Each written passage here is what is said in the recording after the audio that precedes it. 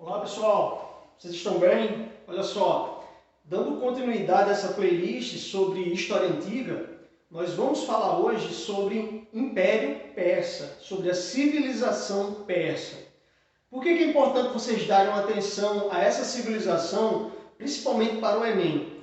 Porque a civilização persa vai trazer duas grandes contribuições ao Ocidente, uma contribuição cultural e uma contribuição política riquíssima, tá certo?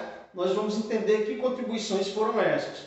Mas, primeiramente, eu quero que vocês compreendam um pouco sobre as características gerais da civilização persa. Se nós falamos em características geográficas, por exemplo, lembre-se que nós estamos falando da geografia do atual território do Irã, porque foi naquele território que surgiu a civilização persa. Então, se nós falamos em características geográficas daquele território, é muito importante que vocês saibam que é um território montanhoso, um território com deserto, com poucos vales férteis, tá certo? E um território montanhoso com rochas ricas em minerais, tá? Essas são as principais características. Lembrem-se sempre também que nesses territórios desérticos existe grande oscilação de temperatura. Quando à noite o tempo está muito frio, o tempo está muito frio, e durante o dia a gente tem o quê? Um calor muito forte. Essa é a oscilação de temperatura ao longo do dia, típica dos lugares desérticos, tá certo? Essa é a principal característica geográfica, são as principais características geográficas. E aí, galera, a civilização persa ela vai surgir ali por volta do ano 2000 a.C. E são povos vindos do norte da Mesopotâmia, da região central da Mesopotâmia também.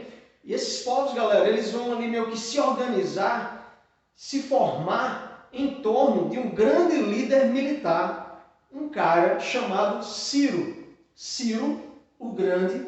Esse cara ele acaba sendo o fundador do Império Persa, tá certo? Ele acaba sendo ali o primeiro grande rei persa.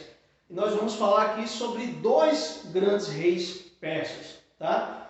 Quando a gente fala em Ciro, então, vocês têm que lembrar de algumas coisas, como por exemplo, ele foi então o unificador desses povos. Ele foi o fundador do império, então é ele que vai unificar os persas, tá? Uma outra grande característica de Ciro é que foi durante o seu governo que deu início, foi dada a largada para uma grande expansão territorial realizada por meio da ação militar. Pessoal, durante o governo de Ciro, a administração de Ciro, Ciro chegou a reunir um império com cerca de 10 milhões de pessoas. E dentro desse conjunto gigantesco de pessoas, nós temos ali diferentes línguas, diferentes culturas, tá certo? Diferentes formas de sociabilidade. Nós temos uma civilização, então, bastante heterogênea nesse momento, já que Ciro vai ali somando ao seu império vários povos de diferentes culturas, tá certo? Essa é uma grande característica do governo de Ciro, a expansão territorial. Então, galera, ó, graças às suas conquistas, a riqueza cultural persa se espalhou por grande parte da Ásia Menor. Porque da mesma maneira que os persas se tornavam tão heterogêneos culturalmente, eles vão criar uma cultura também, porque essa cultura vai ser fruto de toda a diversidade cultural que eles iam ali pegando para si no processo de expansão territorial, tá certo? E aí, galera, ó, falando sobre Ciro, existe um outro rei muito importante, um rei que vai trazer contribuições ainda maiores do que a de Ciro, podemos afirmar, que vai ser Dário I. Galera, Dário I, quando ele vai assumir a liderança do Império Persa, ele vai assumir a liderança de um império que já era muito grande, muito gigante. E aí, reparem bem, para um único líder, uma única pessoa, ficar responsável por todos os problemas daquele império, por revoltas, por disputas de terra, era muito complicado para que um único rei, um único líder resolvesse tudo. E aí Dário vai trazer uma contribuição, vai criar uma contribuição monstruosa, inclusive para todo mundo. que aí eu vou falar e vocês vão me dizer se isso é familiar para vocês. Dário vai pegar ali todo o império e vai dividir em várias terras. Dário, galera, vai chamar essas terras, essas divisões do império de satrápias. Satrápias. Cada satrápia, então, é um pedaço do Império Persa, tá certo? E Dário vai fazer ainda mais. Em cada satrápia, Dário vai nomear um representante do rei. Alguém que vai ficar responsável por ajudar na administração naquela satrápia, naquele lugar. E aí, esse representante do rei vai ser chamado de sátrapa. Então, reparem bem o que nós temos aqui. Nós temos o quê? Um líder, mas que dividiu o seu território. E cada território existe o quê? Existe também um representante do poder executivo. Galera, isso lembra muito, por exemplo, a divisão em estados do nosso país e de tantos outros. Tá certo? Olha a contribuição que Dário deu para o mundo. Esse sistema onde nós temos aqui um líder que representa uma força nacional, mas ao mesmo tempo esse poder executivo é dividido para governadores também, que vão administrar seus estados. Quem criou isso tudo, na verdade, o modelo inicial, foi criado pelos persas, tá certo? Olha que contribuição monstruosa. Assim, nesse sistema, a gente vai ter um rei que não vai ficar sobrecarregado. Vocês imaginem só, um presidente da república com governadores ainda não consegue dar conta do recado, imagina se fosse só ele, não é? Mas aí é outra história. Então, galera, esse é o sistema de satrápias e sátrapas. Aí alguém pode perguntar, professor, mas e se um sátrapa, um representante do rei, fizesse ali um caixa dois, desviasse dinheiro, desviasse recursos? Dário também pensou nisso. Dário vai criar meio que o Ministério Público da época. Só que nós vamos chamar esse Ministério Público daquela época de olhos e ouvidos do rei. Ou seja, existia também ali um grupo de funcionários, uma organização, alguns órgãos responsáveis por fiscalizar o sátrapa, tá certo? Olha como Dário I era um rei muito inteligente, um rei muito à frente, né, do seu tempo mesmo, tá? Outra grande característica de Dário I, galera, olha só, o império era muito longo, era muito grande, a extensão territorial era muito grande. A extensão territorial era muito grande. Então, Dário I vai fazer o seguinte, ele vai cortar todo o império construindo estradas, as chamadas estradas reais. Galera, essas estradas eram estradas de excelente qualidade e que duraram séculos e séculos. Tá? Essas estradas construídas por Dário I trouxe uma grande vantagem para o seu governo e para o Império Persa de uma forma geral.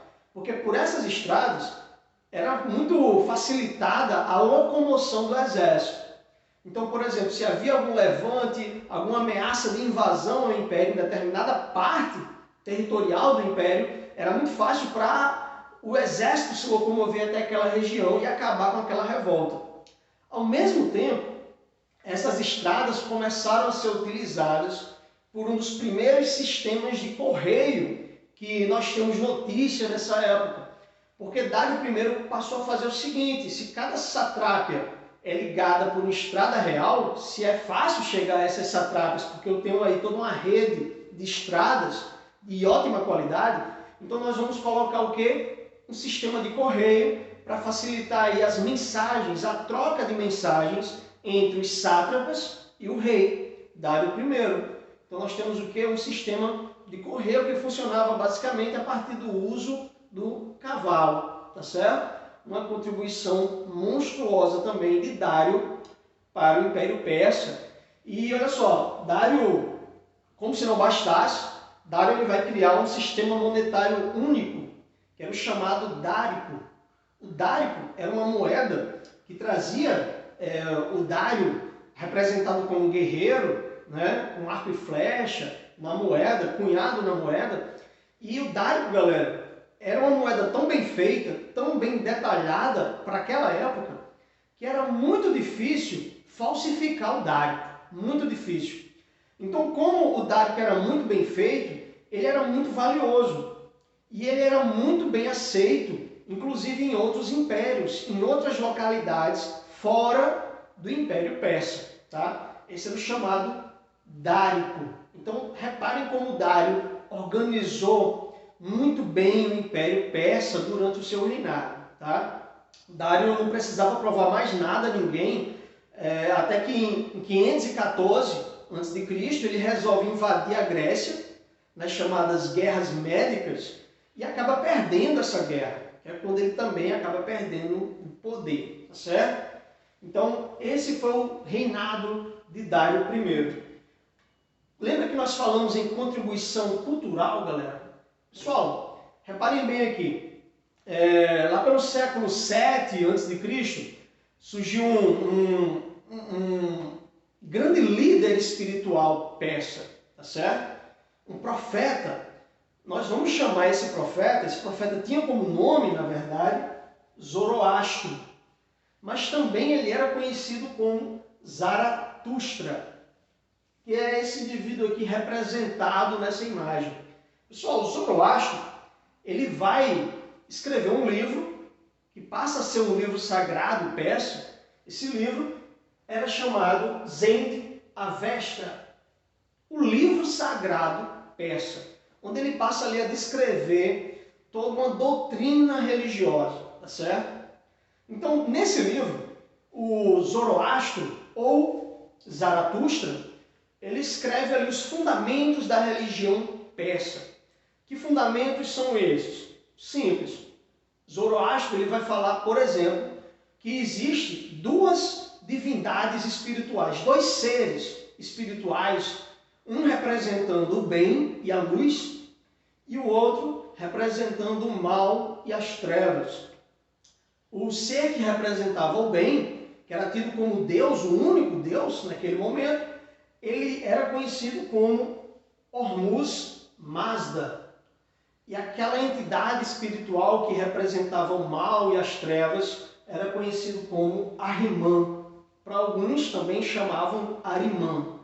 Pessoal, então tudo de bom que acontecesse com o indivíduo durante o dia, os persas acreditavam que era obra de Hormuz Mazda. Tudo de bom.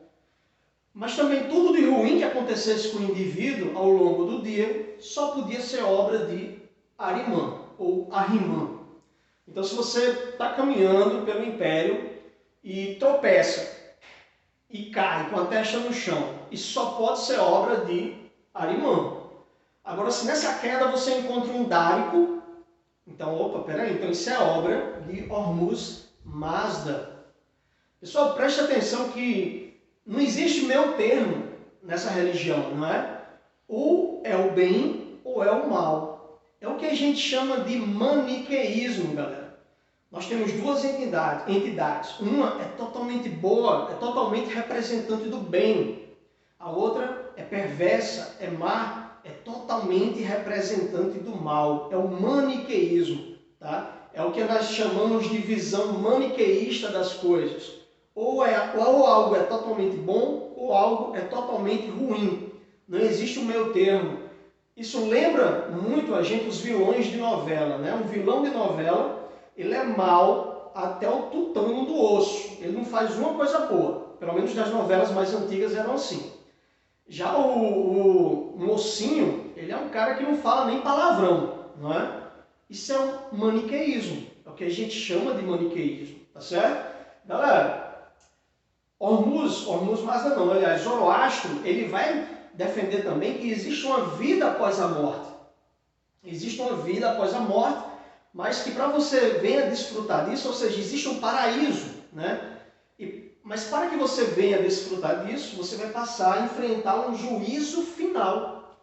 Ou seja, você vai ser julgado após a morte, e se você for julgado como alguém que fez coisas boas, que esteve ao lado de Hormuz Mazda, e deu espaço para Hormuz Mazda em sua vida, você vai para o paraíso viver a eternidade lá. Mas se não, se você for um indivíduo ruim, que fez coisas ruins na vida, então você não vai alcançar o juízo final, mas sim um castigo eterno, tá certo? Essa era a religião persa, também chamado zoroastrismo. Pessoal, lembra muita coisa, né? Reparem bem que isso é muito familiar para a gente, porque lembra muito que a base cultural da sociedade ocidental, né, em sua maioria as pessoas se declaram como cristãs. Então reparem bem como existe uma semelhança muito forte, né, entre essas duas perspectivas aí, tá certo? Então esse é o Império Persa, galera. Espero que vocês tenham gostado. Fiquem bem e abraço. Tchau.